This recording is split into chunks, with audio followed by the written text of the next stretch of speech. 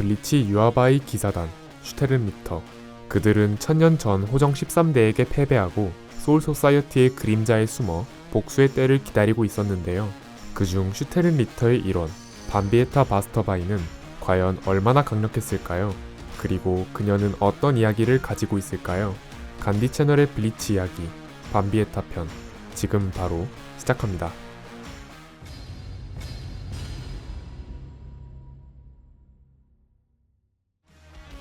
나이, 불명, 키 156cm, 본명 반비에타 바스터바인, 슈리프트 2, 디 익스플로드. 반비에타는 설정상으론 매우 어두운 흑갈색 머리와 갈색 눈동자를 지녔지만 최근 방영 중인 애니메이션에선 푸른빛이 도는 짙은 흑발로 보입니다. 퀸시 중 두 번째로 작은 키를 가지고 있으며 하얀 슈테른리터 제복 상의에 흰색 해군 모자를 쓰고 다니며 테니스 치마를 입고 있습니다. 같은 여성 퀸시인 릴토토, 미니냐, 캔디스, 지젤과 하나의 그룹처럼 함께 다닙니다. 반비에타까지 합쳐 총 5명이 뭉쳐 다니며 애칭으로 반비라고 불립니다. 사실상 리더를 자칭하며 끌고 다니듯 행동하지만 능력의 파괴력이 워낙 높아서 그런지 다른 인원들이 반비에타의 행실에 맞춰져서 리더처럼 보이는 것뿐이지 진심으로 그녀를 따르는 건 아닙니다. 이쁘장한 생김새와는 달리 사이코적인 면모가 있으며 상당히 다혈질의 괴팍한 성격과 취향을 지녔습니다. 열받는 일이 생기거나 짜증이 나면 잘생긴 남성 부하에게 욕구를 풀어야겠으니 방으로 오라고 은밀히 불러내곤 반으로 갈라 죽이는 행위를 통해 스트레스를 풀곤 합니다. 또 이렇게 더럽혔느냐며 이젠 익숙하다는 듯 짜증을 내는 다른 여성 퀸시들의 반응을 보면 이런 만행을 꽤 자주 벌인 것으로 보입니다.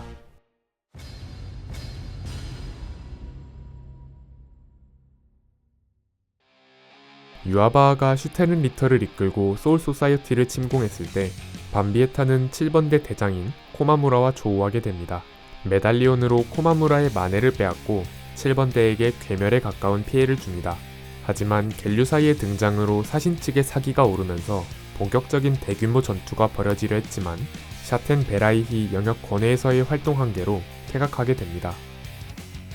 반덴라이히로 복귀한 후 유아바의 후계자로 우류가 지목되고 난 뒤 반비에타는 잘생긴 병사 한 명에게 말을 걸어 욕구를 풀어야겠다며 자신의 방으로 오라고 지시하는데 그녀의 방을 찾아간 병사를 반으로 갈라 죽여버리는 잔혹한 모습을 통해 수려한 외모와 달리 얘도 정상이 아니다는 인상을 심어줍니다.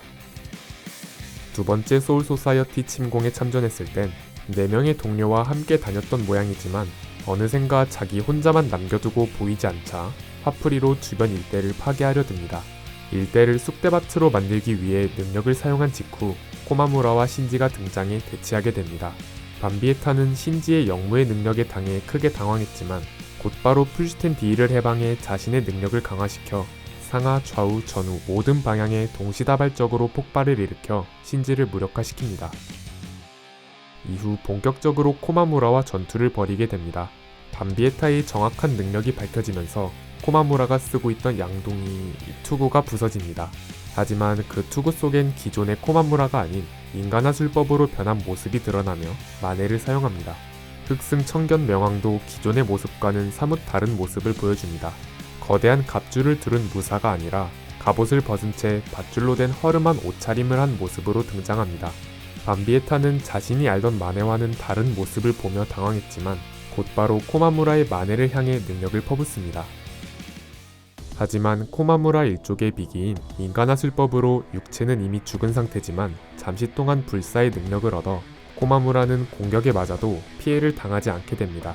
또한 흑승 청견 명왕은 갑옷에 생명을 불어넣은 형태의 마네인데 그 갑옷을 벗어던지고 영암만이 훤히 드러난 상태이기에 갑옷을 벗어던진 만큼 빨라진 스피드와 생명력이라는 개념 자체가 사라져 마네와 시전자 둘 다 데미지를 입지 않는 무적 상태가 됩니다. 결국 반비에타는 자신의 폭탄이 터지는 것보다 더 빠르게 파고드는 청견 명왕의 칼에 베이면서 자신의 능력이 휘말려 폭발과 함께 땅으로 곤두박질 칩니다. 시간이 흘러 빈사 상태로 쓰러져 있던 그녀 앞에 4명의 동료가 나타납니다. 지젤이 반비에타에게 구해주겠다고 말하자 반비에타는 몹시 놀라며 그러지 말아달라고 애원합니다. 한동안 등장이 없다가 지젤이 이카쿠, 유미치카와 전투를 벌이게 되면서 전투 능력이 높은 밤비에타를 불러냅니다. 밤비에타는 지젤의 능력으로 좀비가 된 상태였고 지젤의 명령대로 이카쿠와 유미치카를 상대하게 됩니다. 귀등 안으로 머리를 관통당하고 유미치카에게 팔까지 잘리지만 밤비에타는 이미 시체이기 때문에 죽지 않았습니다. 하지만 상처가 컸는지 갑자기 지젤에게 지지의 것을 원한다는 의미심장한 소리를 내뱉으며 매달립니다. 그러나 더러워 죽겠다며 지젤에게 뺨을 맞고 머리채를 붙잡혀 상하 관계를 확실하게 다지는 모습을 통해 완벽히 지젤의 부하로 전락한 모습을 보입니다. 평소 막 나가던 밤비에타의 성격이나 태도가 살아있을 적과 완전 딴판인데 지젤이 밤비에타를 죽이고 좀비화시켰을 때 주종관계가 성립되면서 성격이 개조된 것 같습니다. 좀비가 되고 나면 이미 시체인 만큼 죽진 않으나 큰 상처를 입게 되면 지젤의 피가 필요해지는 것으로 유추됩니다. 결국 지젤의 좀비 부대와 마유리의 좀비 부대가 맞붙게 되고 샬롯테 쿠론이 지젤을 보며 자신과 많이 닮았다며 다가갑니다. 지젤은 밤비에타를 내세워 공격했으나 샬롯테 쿠론이 밤비에타의 공격을 소니도로 피하고 검을 뽑을 필요도 없겠다며 손쉽게 제압합니다. 이후 마유리에게 패배한 지젤과 도망쳤고 밤비에타는 회복을 위해 지젤에게 뜯어 먹히는 장면으로 등장합니다.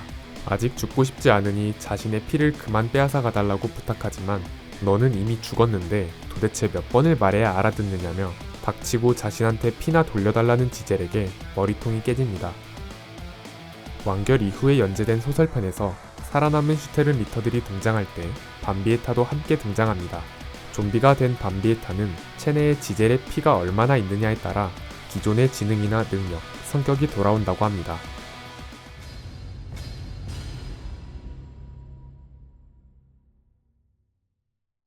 밤비에타는 슈테른 리터 내에서 꽤 상위권에 속하는 강자입니다. 그녀와 함께 다니던 여성 퀸시 4인방은 밤비에타의 성격이나 행실을 케어하기가 귀찮아서 맞춰주던 것이 아니라 무력으로는 밤비에타를 능가할 수 없어 어쩔 수 없이 한 수 접어주며 동료인 척 해줬던 것으로 추측됩니다. 밤비에타의 슈리프트는 The Explode입니다. 사실 작중 슈리프트의 영어명은 전부 명사형이므로 폭발의 명사형인 익스플로전이 옳은 표기이지만 영어가 다소 서투른 일본이므로 그러려니 합시다. 능력은 영자를 쏴서 적중한 대상을 폭발시키는 능력입니다. 영자 폭탄을 발사하는 것이 아니라 발사한 영자탄에 적중된 물체나 대상이 폭탄으로 변하는 것으로 회피는 가능하지만 방어는 불가능한 강력한 능력입니다. 풀스탠디의 이름은 밝혀지지 않았지만 단발식으로 영자탄을 날려 대상을 폭발시키는 기존 방식과 달리 날개에서 무수한 영자탄 난사가 가능해져 광역으로 동시다발적으로 폭발시킬 수 있게 됩니다. 날개와 머리 위에 원반이 생긴다는 점 외엔 외형의 변경점은 없으며 대장급 사신인 신지가 일격에 리타이어 당할 정도로 폭발 자체의 위력도 상승하는 듯 합니다. 좀비화 이후에도 풀스텐 D는 사용 가능한 것으로 보입니다. 지젤의 언급에 의하면 죽은 후 좀비로 만들면 생전보단 약해지지만 퀸시의 경우 오직 죽었을 때만 좀비로 만들 수 있어 지젤에게 죽임을 당하고 좀비가 된 것으로 밝혀집니다. 체내에 지젤의 피가 많을수록 뇌기능이 살아나 원래 성격으로 돌아오고 능력도 생전만큼 돌아오는 모습을 보여줬으며 그와 반대로 피를 빼앗으면 다시 멍청해지고 약해진다고 합니다.